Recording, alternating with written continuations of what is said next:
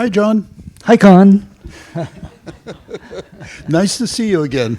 Nice to see you. It's such a pleasure to be interviewing a very respected fellow biologist, and in so doing to contribute our little part to the incredible diversity of talks here at FIRE. I look forward to this conference every year, and it's exceeded my expectations. So I particularly look forward to talking biology with you. Sure. Today we're going to talk about cooperation and the microbiome. And first I want to note that you've had a very interesting, eclectic career. You've worked on animal language and communication, and you are dipped your toes into the microbiome, and you're writing a book, if I understand right, on cooperation. Correct. In Nature. Right. And so I wonder if you could start us off by describing, what is the biome and how you started thinking, what got you interested in it, and why, how you got started. Sure. So let me start off by telling you a story. That's Many years ago, when I was in high school, we had to take physical education classes. And one of the segments of one of the classes involved running around the track for a mile. So every day they would haul us out and make us run around the track 4 times for a mile. And because my nose was always stuffy, I had to breathe through my mouth. Now, fairly soon after I started running, I came down with strep throat. So I went to my doctor, who gave me a round of antibiotics, which knocked back the strep throat, but my stomach started to hurt. And I kept running, and I kept getting strep throat, and over time, my stomach would hurt more and more. So the doctor referred me to a bunch of specialists who poked and prodded me and did all kinds of tests, and threw up their hands and said, "It's a mystery. We can't figure out why your stomach is hurting." And for a long time, it was a mystery to me. But then I started writing this book, Cooperation in Nature, and I thought I would look into the microbiome as an example of the way that we cooperate with other organisms. And as I started to read this literature on the microbiome, I realized a couple of things. First of all, I realized that I had possibly had a solution to this mystery. And that is that as I ran, I dried out the tissues in my throat. And now we know that there's about approximately 700 species of bacteria in your mouth and throat. So as I dried out my throat, I killed off beneficial bacteria that kept the strep bacterium in check and allowed it to flourish. And then, as I started getting antibiotics, I also wiped out a lot of the beneficial bacteria in my gut. And that meant that a lot of the food that I was eating couldn't be digested, because much of the food that we eat is digested by our microbiome. And when we have food that we can't digest, our stomach starts to hurt. If any of you are lactose intolerant, for example, you know that when you drink milk, your stomach hurts. Mm-hmm. So I came up with a probable solution to that. Now, at the time, I probably should have figured this out. But thanks to Louis Pasteur, we all had a paradigm that microbes are bad. They deserve to be killed under any circumstances. And that's how I was brought up in my microbiology courses in college. So it never really occurred to me that killing off bacteria would do anything really bad to me. I mean, why should it? It's doing good things. I'm killing all these bacteria. But now, in the last few years, the paradigm has changed. And we are now starting to realize amazing things about the microbiome. One of the things that really shocked me as I was reading in the literature about the microbiome is that we have a certain amount of DNA. We have 26,000 genes in our body, approximately. But we have 100 times the DNA of what's found in our genes in the microbiome. So 99% of the DNA that we have in our bodies is foreign DNA from microbes. Yeah. So the question in my mind is, are we really humans, or are we walking around spreading microbiomes? Are we existing for the purpose of these microbiomes? And yeah, both. Exactly. Yeah. So then I started looking into other things that the microbiome does. And maybe, John, you can jump in here with another question. I don't want to monopolize this.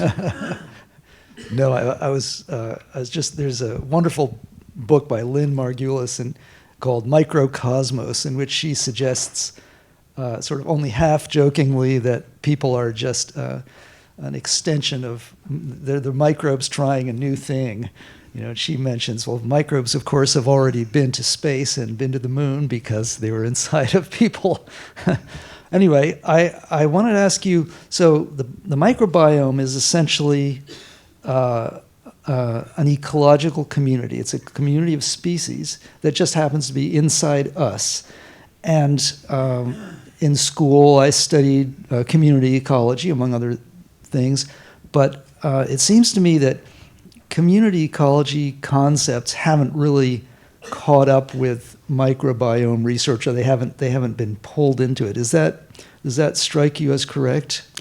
Well, it strikes me as correct that people aren't really looking extensively into the interrelationships of these bacteria that make up the microbiome. However, we are finding out that some microbes really have a very profound effect on our health, and it's not really clear from the literature that I've read how all of this interacts with other microbes. One of the things that also amazed me is that we really don't know how many species of microbes we have in our body. Yeah. Actually, we don't really know how many species of microbes there are in the world. Yeah. But it's vast, whatever it is. Yeah, community ecology has been on a long, sort of 100-year quest for big unifying themes. And I regret to say that for the most part it's been unsuccessful because there's so much diversity in communities, and the individual history of a community, just like the individual history of your gut biome versus mine, has a lot to, it affects how it looks today. But there are a couple of community ecology theories that I thought I'd ask you about for fun.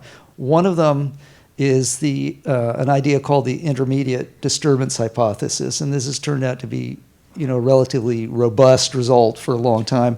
It was discovered by a guy working in the intertidal, but basically he found that when you have a system, you have the highest diversity of species in a system when it's got an intermediate level of disturbance.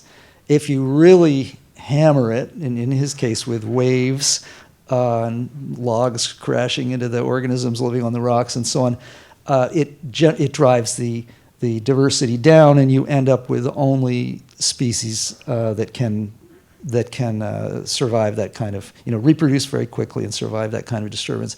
And if you don't disturb it at all, then species which are competitively superior will eventually shut everything else out. And I wondered if there's any, if that sort of has, if you've heard of any connection with that kind of idea, because antibiotics in particular strike me as a disturbance.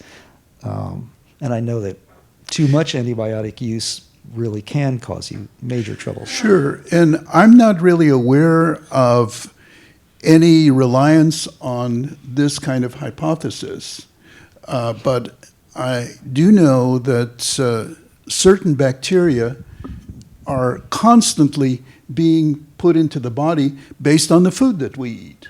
Yeah.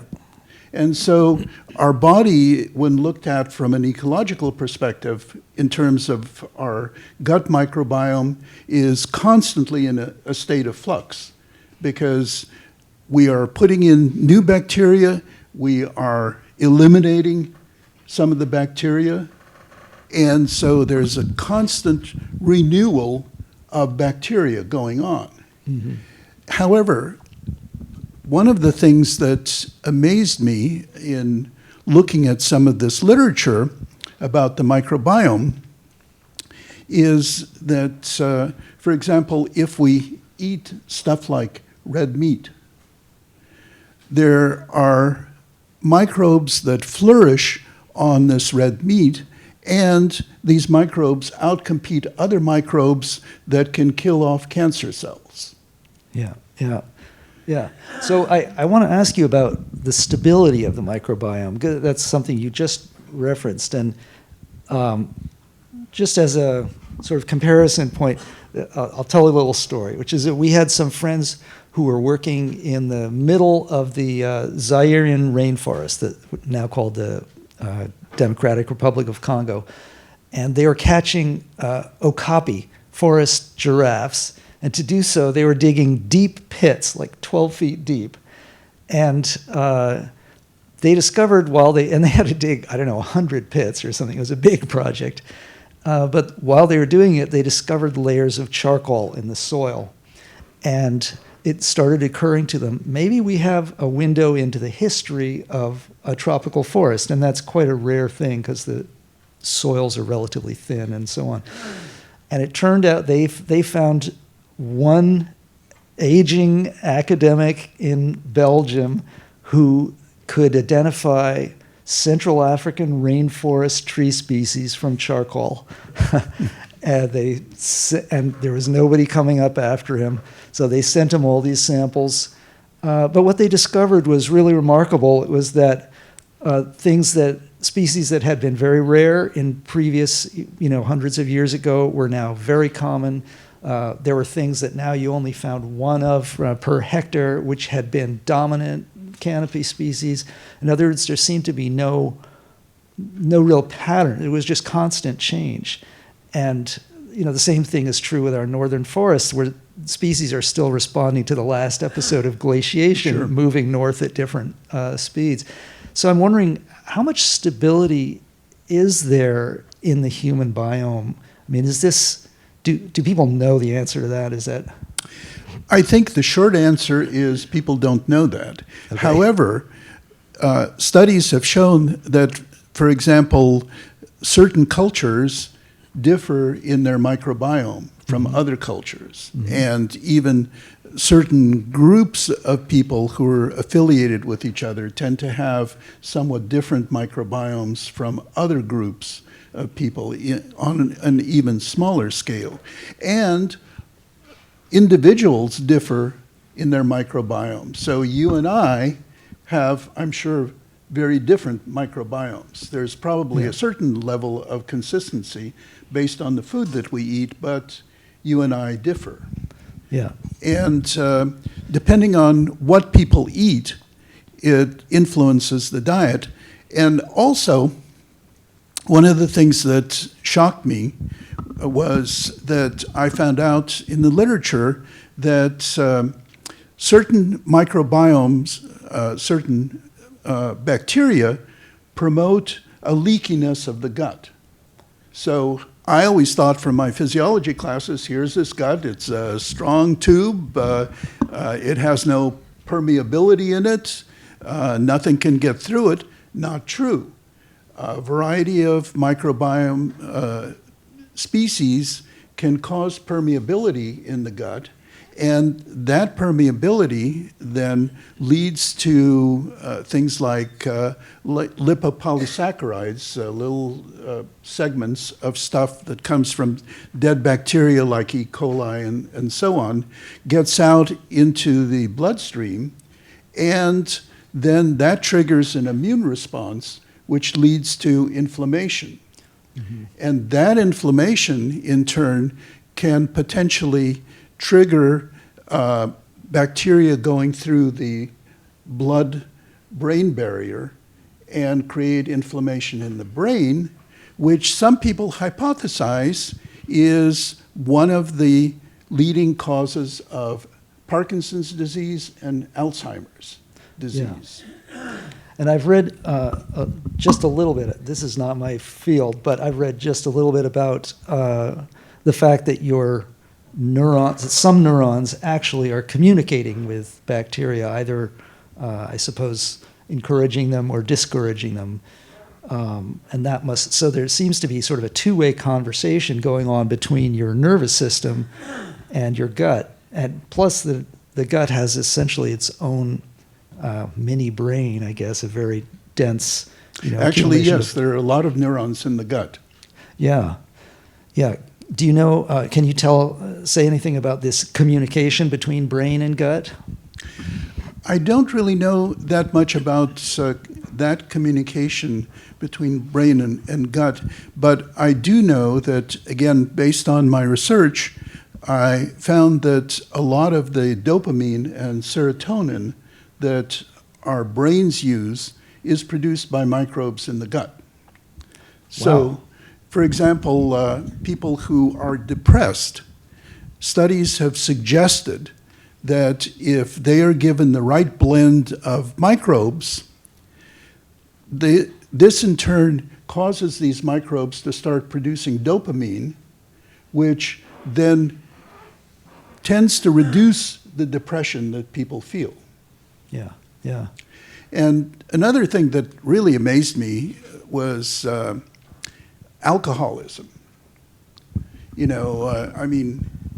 I always thought, thinking somewhat primitively, that you drink alcohol, and if you drink too much alcohol, eventually your liver goes to shreds and you die from liver problems. Yeah. However, I found, again, in my research that too much alcohol depresses certain kinds of bacteria. Mm-hmm. And these kinds of bacteria are the ones that produce dopamine that goes to the brain.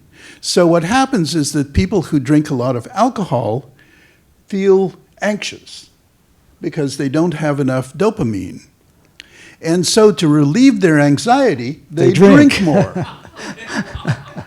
Yeah, that's classic. Yeah, right. And certainly the liver is involved in that, and eventually people die of cirrhosis of the liver or something like that. Yeah. But I didn't expect this kind of feedback cycle. No, that's fascinating. Okay, another ecological concept, community ecology, just for fun. One of the sort of enduring ideas that's seemed to work in a lot of places is the idea of succession, ecological succession, and it comes from forest studies. Basically, if you cut down a patch of forest or even a tree falls, it lets light down to the forest floor, and you get what turns out to be a predictable succession of species. So first you get sort of weedy, light-loving species that pop up and grow very, very fast. They are generally not very large plants. And then you get some that coming behind them that are a little bit better at competing. And then finally you get the coming slowly behind, but ultimately dominating, you get the big canopy trees. And they eventually grow up to a height where they cut out the light and kill off everything under them. And so there's this sort of predictable dynamic, even though at any one spot it's not really predictable, what's going to happen. And I'm wondering if there's anything like that been seen in for the human microbiome. Again, I haven't found any papers that address this, but that doesn't surprise me because I'm sure that as antibiotics kill off the bacteria in the gut, that the initial species that colonize probably are sort of random depending on what sort of food that you eat, what sort of environment you live in, and then as you get more bacteria coming in, that's probably you start building up these levels of stability. Yeah, yeah. So where are we in the science of microbiome? I mean, so I remember hearing somewhere that science proceeds in 3 stages. First, you name things. You have no idea what they do. This is sort of like Linnaeus naming species. Second, you start noticing interactions between things and relationships. And then finally, you start really understanding how the machine works. And where do you think the science of the microbiome is in that progression? Well, apparently it hasn't really percolated through to the medical profession very much.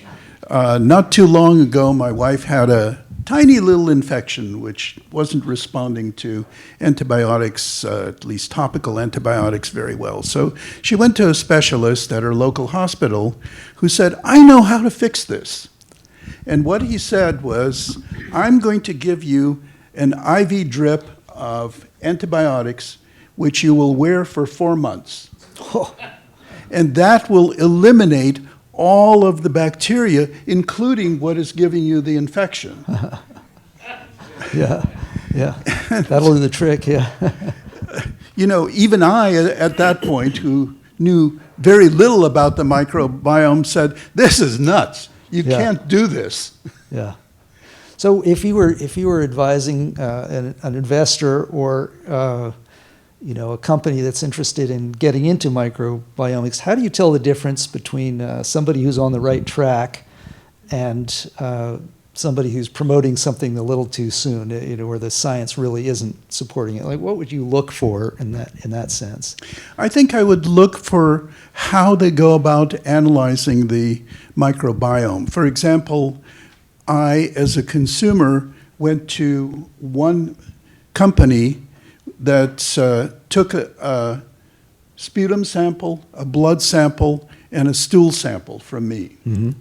And then they used a process called metagenomics analysis to identify all of the DNA of the bacteria, at least as far as those that are known, in my sputum, in my mouth, in my blood, and in my stool, and then gave me specific recommendations for probiotics that I should take. They gave me a list of 24 different microbes in the probiotics, not only just species, but specific strains, because strains matter in bacteria.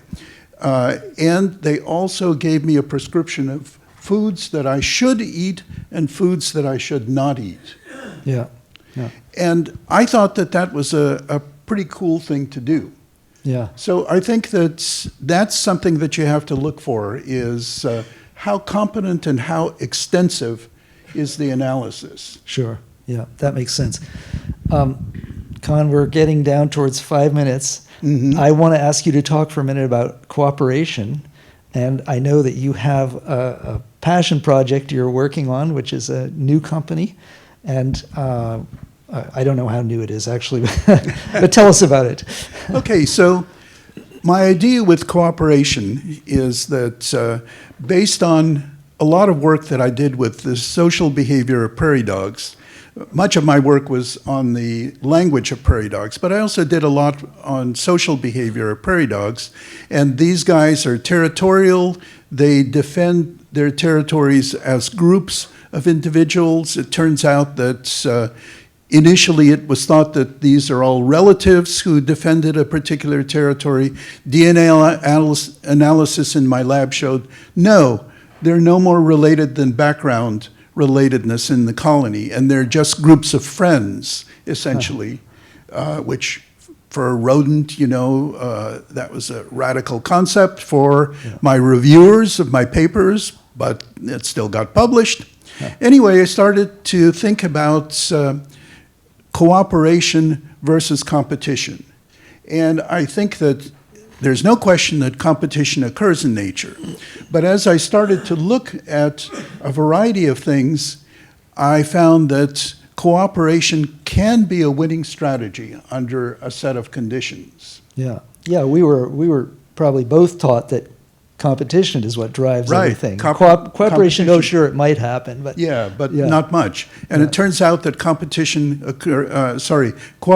occurs all over nature. Yeah. So one of the things that we cooperate with is our dogs. And that's why I started the company Zoolingua, to look at the communication signals that dogs send out to people. And partly this is to have people and dogs have a good relationship with each other. Mm-hmm. But it really boils down to cooperation, too. That we cooperate with our dogs. The dogs give us unconditional love most of the time. And we give them food and a place to live and shelter, and we give them walks and so on. So it's a cooperative arrangement. Yeah. So even though I'm trying to get at how dogs communicate with people, I also am looking at it as a cooperative arrangement between two animal species. Yeah, I love it. That's great. That's great. I don't know, is Sally here? We're going to invite Sally to come out. This is, I'm springing this on you. This is a surprise. Okay. I didn't know about this. Yep, nope, you just got to put up with it. I'll just say that we're going to be talking again during the breakout session if people want to ask Con questions about anything, language, cooperation, microbiome. And here's Sally. And here's Sally. I don't know anything about this, Sally. Blame it on John. Hi, Sally. Look, there's a third microphone. Oh, how convenient. Hello, everybody. Hello. Well, this is an interesting occasion because I am breaking a decades-long tradition of being the only Anderson not to take the stage at Fire. Oh. It's about time. That's right. So I was thinking, be kind, like think of there being a baby on board sign out here. You're doing great. And I do have notes, but I'm going to try to ignore them as much as possible. At my family's behest, because I think not only are we dear friends, but I am kind of an animal person. And because of this triple honor, I said yes, against all of my animal instincts. Because there's not only you and your friendship, my friendship with you and Judy, mm-hmm. but John, your family has always been our family. And then there's a third reason that she'll remain unnamed for a few minutes. Okay. One thing, a lot of you know Con, or to some extent or another. One thing that you may not know is what I find the coolest story about his early life. You didn't talk about this a minute ago, did you? No. Okay. Did I have an early life?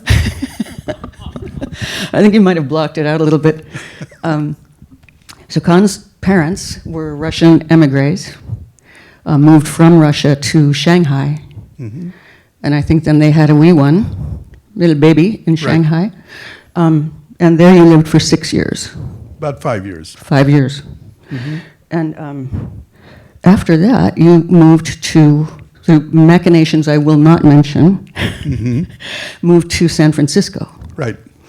Where as a 6-year-old, you were shoved into a public schoolroom and expected to speak English on demand. Right. Yeah. Because everybody knows that everybody knows how to speak English. If you're in America, you speak English. Yeah. Yep.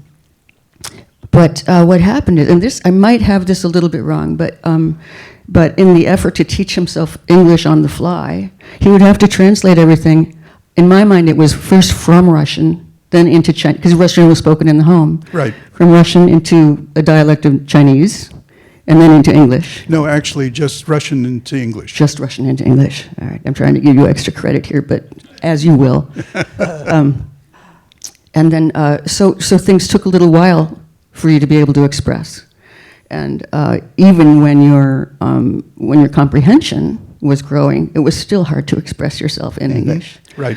And so it was considered that maybe you were just a little under par in the intelligence department. Yep. Yeah. Couldn't cross the street unassisted. Yeah.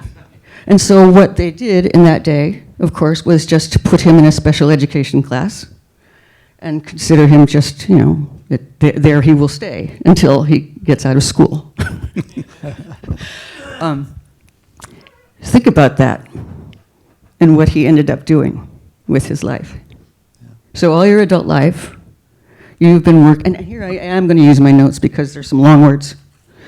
Nope, not that one. Okay, I would say that you've spent your adult life, most of your adult life, helping to give voice to those that most humans, otherwise considered relatively intelligent, can't or don't know how to hear. And so revealing entire universes of connection, which is what I think this is all about. This I agree. and this That's and lovely. this. Right? So, it's my honor to present you with an award that is named for someone we all revere, another pioneer in science, another courageous person in science, in animal communications. And that would be, well, will you accept this rose? Sure. Is it associated with colons? No. Not yet. So this is the Roger Payne, the second annual Roger Payne Animal Ambassador Award. Oh, wow. And we are all very honored to give it to Con Slobodchikoff. Oh, well, thank you. Thank you. I just have to say that Roger was an important person in my life, other than being a really good friend. He was an important person in my life because he essentially started me thinking about animal communication. Because somewhere in the 70s, I was subscribing to National Geographic magazine. And when I opened up an issue, out fell a little disc that you can play. And it consisted of whale songs. And I played them and was suitably impressed with the gurgles and sounds. But one of the tracks that really impressed me was when he had a track which sped up whale song by 17 times. And it sounded just like a bird song. And I started to think about the interrelationship between time and sound and communication. That hummingbirds have a very high-pitched, very short sound, but if you slow it down, it sounds just like whales. And if you take whales and speed them up, obviously it sounds kind of like a hummingbird.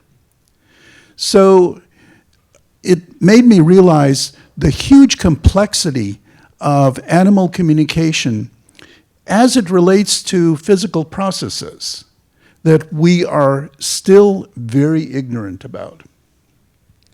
So thank you, Sally. This is very, very dear to me. Thank you.